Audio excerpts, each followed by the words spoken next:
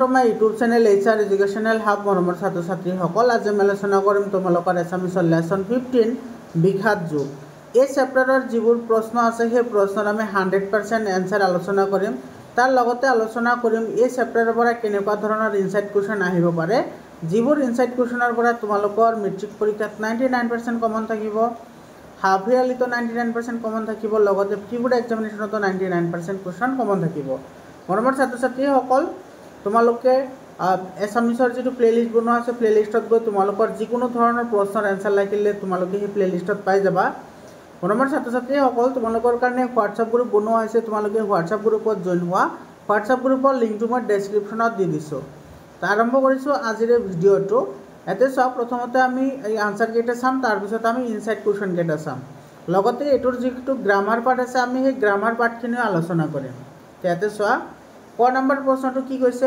মহাৰথী কাক বোলে যিয়ে 10,000 ধনুধাৰীৰ সৈতে যুদ্ধ কৰিব পাৰে তাকে মহাৰথী বোলে খ নম্বৰ প্ৰশ্নটো চোৱা কৌৰৱৰ বিশিষ্ট সেনাপতিসকলৰ নাম লিখা কৌৰৱৰ বিশিষ্ট সেনাপতিসকলৰ নাম হৈছে গুৰু দ্ৰোণ ভীষ্ম পিতামহ কৰ্ণ মহাৰথী কৃপ অগ্ৰগণী অশ্বত্থামা বিকৰ্ণ কুন্দ পুত্ৰ ভূৰিশ্ৰৱা গ নম্বৰ প্ৰশ্নটো চোৱা সেনাপতি ভীষ্মৰ যুদ্ধোৎসৱ দেখি কি ৰণবাদ্যৰ মহাশব্দ হৈছিল এটাৰ এনসাৰ লিখিবা সেনাপতি ভীষ্মৰ যুদ্ধোৎসৱ দেখি শংখ ভেৰী আনক গোমুখ আদি ৰণবাদ্যৰ শব্দ হৈছিল ঘ নম্বৰ প্ৰশ্নটো চোৱা আততায়ী কাক বোলে বহুত ইম্পৰ্টেণ্ট কুৱেশ্যন হয় এটো কিন্তু বহুতবাৰ প্ৰিবোৰ্ড এক্সামিনেশ্যনত আহিছে লগতে মেট্ৰিক পৰীক্ষাতো আহিছে এটাৰ এনসাৰ কেনেদৰে লিখিবা শাস্ত্ৰ মতে যিয়ে বিগদি গৃহত অগ্নি সংযোগ কৰি ধন সম্পত্তি কাৰিণী ৰাজ্যভাৰকো কাৰিণী ভাৰ্যাক অপকাৰ কৰি অস্ত্ৰ ধৰি প্ৰাণ নাশ কৰে তাকেই আততায়ী বোলে ইয়াৰ পিছত কুৱেশ্যনটো চোৱা কুলক্ষয় দুখ কি এই প্ৰশ্নটো বহুতবাৰ আহিছে যি দুখে কুল অৰ্থাৎ বংশ ক্ষয় কৰে বা নষ্ট কৰে সেই দুখেই হল কুলক্ষয় দুখ 2 নম্বৰ প্ৰশ্নটো চোৱা তোমাৰ প্ৰাৰ্থীত উল্লেখ কৰা অনুসৰি পাণ্ডৱসকলৰ যুদ্ধোৎসৱৰ বিষয়ে লিখা তো এইটোৰ আনসাৰ লিখিবা এনেধৰণে কৌৰৱসকলৰ যুদ্ধ উৎসৱ ঘোষণাৰ লগে লগে পাণ্ডৱসকলে যুদ্ধ ঘোষণা কৰিলে শুক্লা বৰণৰ ঘোঁৰাৰ ৰথত উঠি কৃষ্ণ অৰ্জুনে দিব্য শংখ ক্ৰমে পাঞ্চঞ্জ আৰু দেৱদত্ত বজালে তাকে দেখি ভীমে পৌণ্ড্ৰক যুধিষ্ঠিৰ অন্তত নকুলে সুগুচ আৰু সহদেৱে মণিপুষ্পক নামৰ শংখ বজালে আনহাতে কাশীৰাজ সাত্যকী দৃষ্টমগ্ন বিৰাট দ্ৰুপদী পাঞ্চপুত্ৰ সুভদ্ৰাৰ পুত্ৰ অভিমন্যুৱেও নিজ নিজ শংখ বজালে এই শংখৰ মহাশব্দ গোটেই পৃথিৱীতে বিয়পি পৰিল এই শব্দ কৌৰৱসকলৰ মনত এক ধৰণৰ ভয় ভাৱ জাগ্ৰত হ'বলৈ ধৰিছিল এনেদৰে যুদ্ধক্ষেত্ৰত পাণ্ডৱসকলে যুদ্ধোৎসৱৰ আৰম্ভণি কৰিছিল 3 নম্বৰ কুৱেশ্যনটো চোৱা অৰ্জুনে শ্ৰীকৃষ্ণক উভয় সেনাৰ মাজত ৰথ ৰাখিবলৈ কিয় কৈছিল এটাৰ আনসাৰ লিখিবা এনেধৰণে পাঞ্জৱী ধানুধাৰী অৰ্জুনে কৌৰৱ আৰু পাণ্ডৱ উভয় পক্ষৰ সেনাৰ মাজত ৰথখন ৰাখিবলৈ সভা শ্ৰীকৃষ্ণক কৈছিল কিয়নো দুই পক্ষৰ বীৰসকল এবাৰ চাই লোৱা তেওঁৰ ইচ্ছা গৈছিল তদুপৰি দুৰ্বুদ্ধি দুৰ্যোধনৰ পক্ষতনো কোন কোন বীৰে অংশগ্ৰহণ কৰিছে সেইসকলৰ মুখবোৰ তেওঁ চাব বিচাৰিছিল 4 নম্বৰ কুৱেশ্যনটো চোৱা অৰ্জুনে যুদ্ধক্ষেত্ৰলৈ গৈ কাক দেখা পালে আৰু তেওঁলোকক দেখা পায় শ্ৰীকৃষ্ণক কি ক'লে তোমাৰ নিজৰ ভাষাৰে লিখা এটাৰ এনসাৰ লিখিবা এনেধৰণে অৰ্জুনে যুদ্ধক্ষেত্ৰলৈ গৈ পিতৃতুল্য পিতামহ ভীষ্ম গুৰু দ্ৰোণ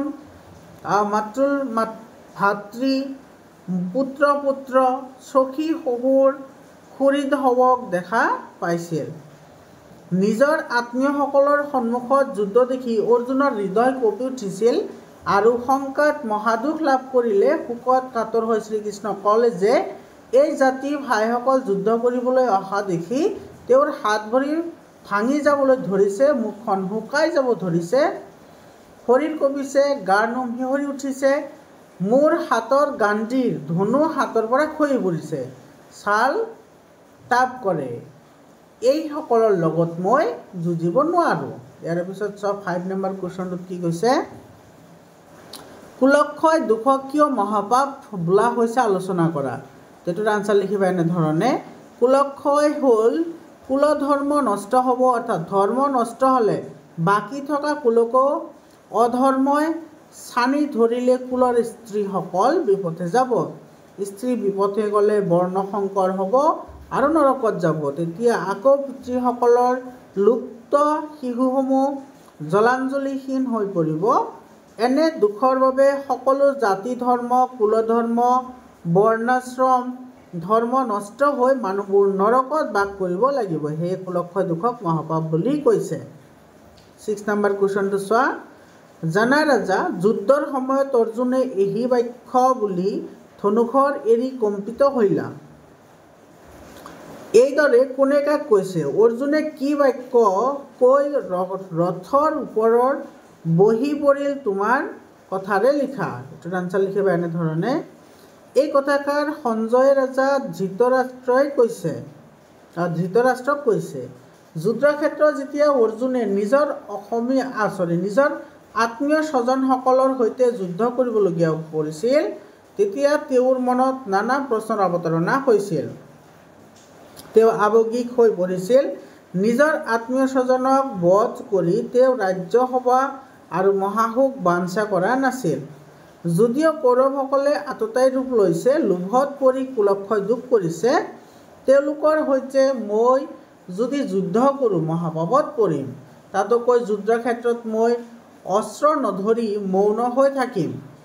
যদি দুৰ্যোধনে আহি অস্ত্ৰ ধৰি মোক বধ কৰে, সেয়াই মোৰ কাৰণে মহাপ্ৰিয় হ'ব।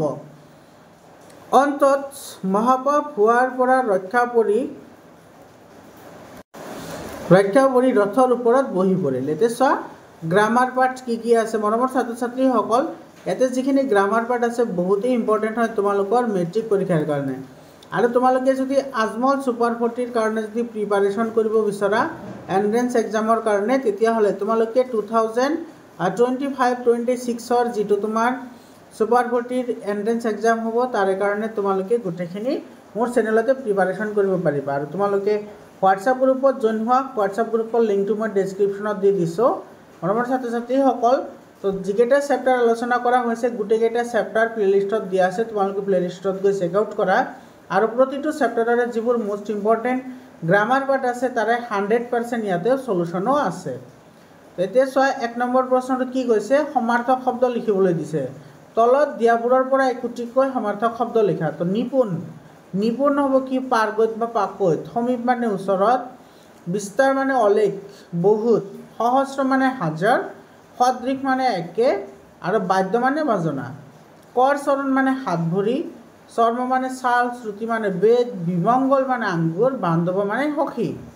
2 নম্বৰ প্ৰশ্নটো চোৱা, তলত দিয়া শব্দকেইটাৰ আধুনিক ৰূপ লিখা। হোৱা মানে হৈ, ৰহু মানে ৰৈ থকা, কহা মানে কোৱা, চক্ষু মানে চকু, কৰিলা মানে কৰিলে, চায়ু মানে চাওঁ, মুঞ্চি মানে মই, বুলিলা মানে ক'লে, খাচ মানে খাজি কৰা বা খাহি কৰা। তাৰপিছত আছে তোমাৰ ফুংকিলা, আৰু এইটো হ'ব ফুংকিলে, বাইলা মানে বজালে, ৰহিবে মানে ৰোৱা। ইয়াৰ পিছত চোৱা 3 নম্বৰ যিটো কুৱেশ্যন আছে, ভট্টদেৱৰ গদ্যৰ বৈশিষ্ট্যসমূহ উল্লেখ কৰা। এইটোৰ আনচাৰ কেনেদৰে লিখিবা, ভট্টদেৱক অসমীয়া গদ্য সাহিত্যৰ জনক ৰূপে জনা যায়। তেখেতৰ গদ্য স্বকীয় বৈশিষ্ট্য আছে। খ্ৰীষ্টীয় 6শ শতিকাৰ শেষ ভাগত আৰু 7শ শতিকাৰ প্ৰথম ভাগত তেখেতক সাহিত্য চৰ্চা কৰা বৈষ্ণৱ কবি ৰূপে জনা গৈছিল। তেখেতৰ সম্পূৰ্ণ নাম আছিল বৈকুণ্ঠনাথ ভাগৱত ভট্টাচাৰ্য। মৰমৰ ছাত্ৰ ছাত্ৰীসকল, ইয়াতে এই প্ৰশ্নটো আহে, গতিকে তোমালোকে এইখিনি কিন্তু মনত ৰাখিব লাগিব, ঠিক আছে। ইয়াৰ পিছত চোৱা, তেখেতে সংস্কৃত আৰু কথিত অসমীয়া শব্দৰে ৰচনাসমূহ লিখিছিল।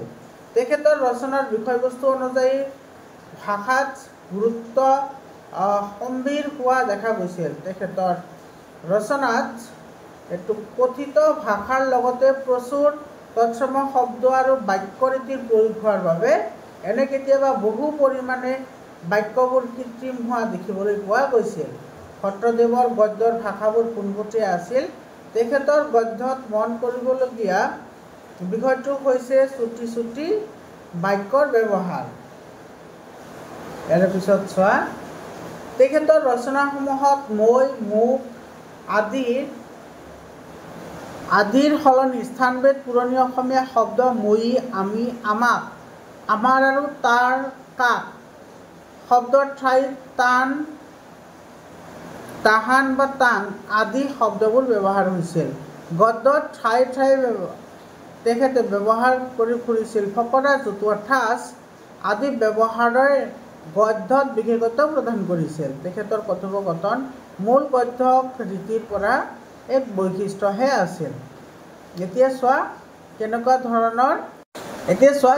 ধৰণৰ শ্বৰ্ট মাৰ্কৰ কুৱেশ্যন হ'ব পাৰে আৰু কোনটো জিলাত আহিছে সেইবোৰো মেনশ্যন কৰা আছে। চোৱা, ভট্টদেৱৰ সম্পূৰ্ণ নাম কি? এইটো মেট্ৰিকত 24ত আহিছে, মেট্ৰিকত 20ত আহিছে, মেট্ৰিকত 16তো আহিছে। আৰু চব প্ৰি বোৰ্ড এক্সামিনেশ্যনত ক'ত ক'ত আহিছে? চৰাইদেউ, তাৰপিছত ধুবুৰী, শিৱসাগৰ আৰু যোৰহাট।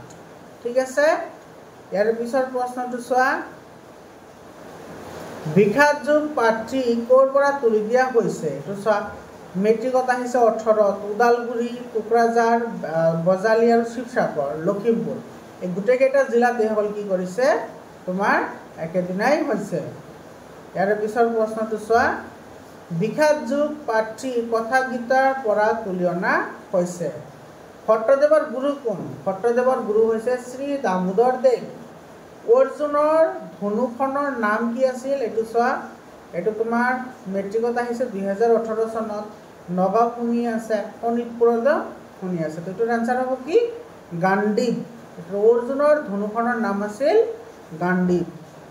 ইয়াৰ পিছত চোৱা, কুলক্ষয় দুখ কি?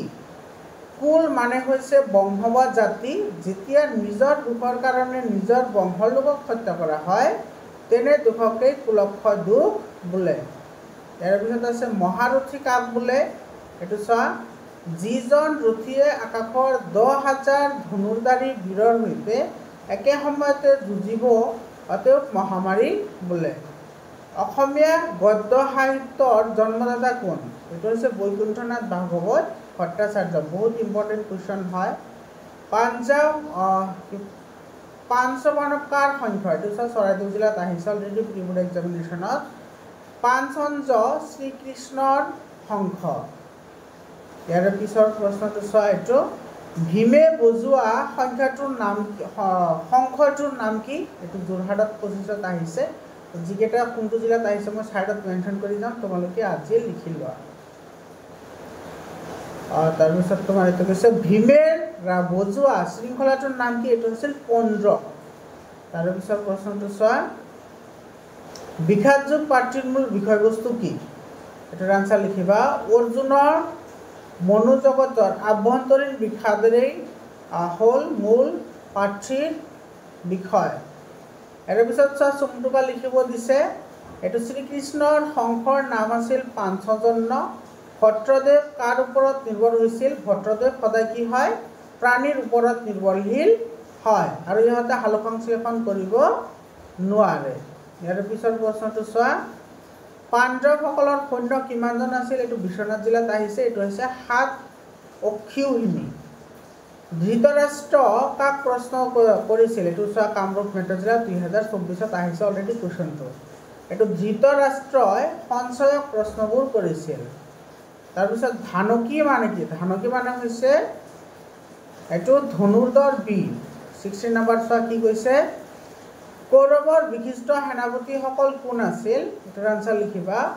কৌৰৱৰ বিশিষ্ট সেনাপতিসকল হ'ল ক্ৰমে গুৰু, দ্ৰোণ, পিতামহীয়া ভীষ্ম, মহাৰথী বৰ্মন, কৃপাৰ্য, অশ্বসেন আৰু বিকীৰ্ণ।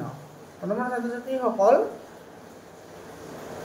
তোমালোকে আজমল ছুপাৰ 40ৰ কাৰণেও চিন্তা কৰিব নালাগে। তাতে তোমালোকে এণ্ট্ৰেন্সৰ কাৰণে মেটেৰিয়েলছ পাই যাবা। ছায়েন্স আৰু মেথছতো তোমালোকে পাই যাবা। ইয়াৰ পিছত প্ৰশ্নটো চোৱা, কৌৰৱৰ বিশিষ্ট নেতা পতিসকল হ'ল ক্ৰমে গুৰু দ্ৰোণ, পিতামহ ভীষ্ম, মহাৰথী, তাৰপিছত হয়নে মহাৰথী, কৰ্ণ, কৃপাৰ্য, অশ্বত্থামা, বিকীৰ্ণ, সোমদত্ত আৰু ভূৰিশ্ৰৱ। ইয়াৰ পিছৰ প্ৰশ্নটো চোৱা, এইটো দৃষ্টদ্যুত বা দৃষ্টদ্যুম্ন কাৰ পুত্ৰ আছিল? এইটোৰ এনচাৰ হ'ব এইটো ধৃতৰাষ্ট্ৰ দ্ৰুপদ ৰজাৰ পুত্ৰ আছিল। যুধিষ্ঠিৰৰ শংকটোৰ নাম কি? এটাৰ আনসাৰ লিখিবা। যুধিষ্ঠিৰৰ শংকটোৰ নাম হৈছে অনন্ত। কথা ভাগৱতৰ ৰচক কোন? বৈকুণ্ঠনাথ ভাগৱত ভট্টাচাৰ্য। ঋষিকেশ কাক বোলে? এইটো ঋষিকেশ বুলি শ্ৰীকৃষ্ণক কোৱা হয়।